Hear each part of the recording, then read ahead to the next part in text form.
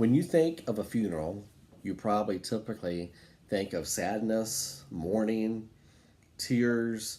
Um, those are natural things to think about when you think of a funeral.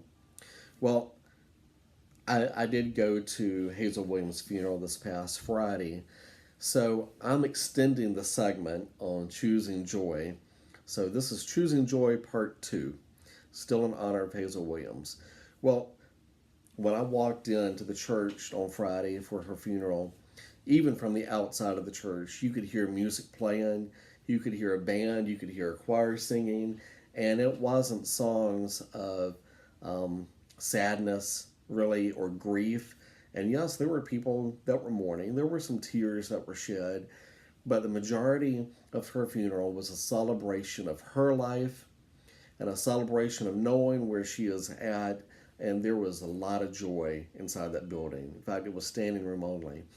And what I noticed was that all the people that were there that loved Hazel and that Hazel loved, these were all people that knew and were experiencing joy just like Hazel.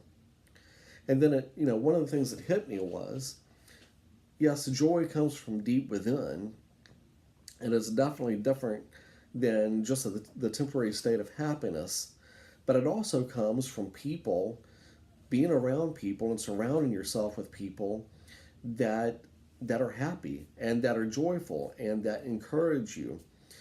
There's an old saying I remember being told a long time ago is you're the sum total of the five people that you hang around the most and also the books that you read. And I do think there's a whole lot of truth with that.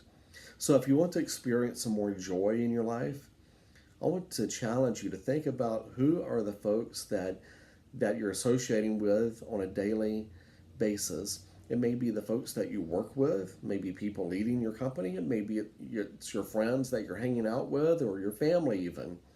But find some folks in your life that you can challenge, yet at the same time you can encourage and share joy with, and they can do the same thing for you. It really does. Um, it really does make a difference. And just considering the time I spent at the funeral this past week, and when I walked away in a state of joy myself and not a state of sadness. Hazel left a legacy, and you can, and I can too. I hope you have a good rest of the week. Happy Tuesday, and we'll talk to you next week. Take care. Bye bye.